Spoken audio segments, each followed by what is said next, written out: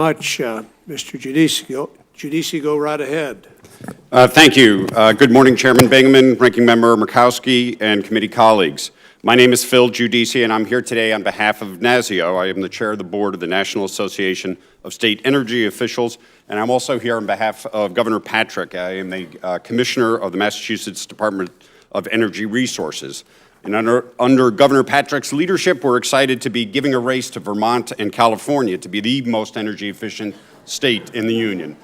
Last week, my colleague Malcolm Wolf, NASIO's Vice Chair and Director of Maryland Energy Administration, testified on behalf of the stimulus money that we are putting to work, and things are going quite well there, and I look forward to responding to any questions that may come up in that matter.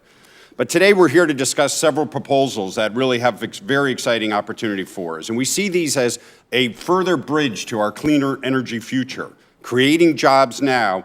And with the success of both the energy stimulus investments and these jobs investments, we will have a compelling basis for the important work into the future to leverage private financing and carry on this work to create a much better energy circumstance for us.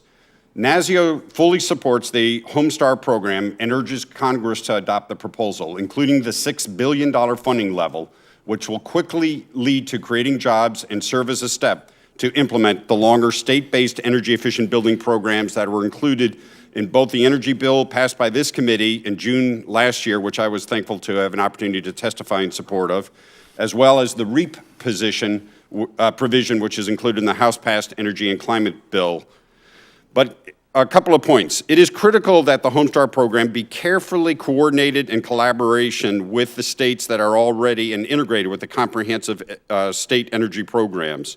And we're confident that there will be methods that we can make that happen. In addition, we suggest three changes. One, the Homestar program should be treated in the same manner as the weatherization program with respect to NEPA and Buy American.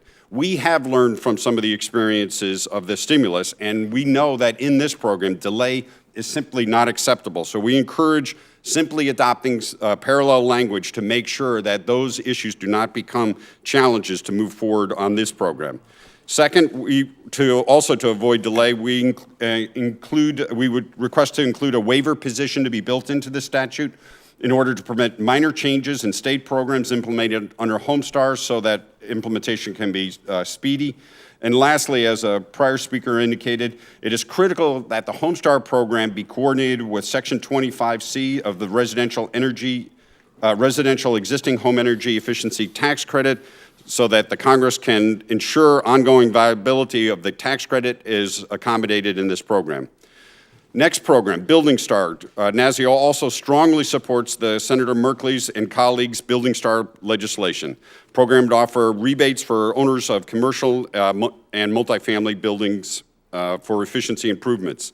The delivering of rebates through that program structure is very straightforward, and many buildings we expect will take the utilization of that. They are constrained now by lack of financing, by low value of these properties, and by challenges that they're facing in the commercial sector, and this Building Star program will have significant benefits for them. It will also leverage a significant amount of private financing to make this work. This means that each dollar of public investment in rebates will spur $2 to $3 of private investment in making these buildings more efficient. Third program, NASIO also supports Senator Tester's proposal to address the urgent need of our pre-1976 manufactured housing and replacing it with Energy Star housing. And we think that the programs that are laid out in that proposal are helpful in that degree to move us forward. And lastly, we encourage the committee to take up a proposal to look at the industrial energy efficiency programs.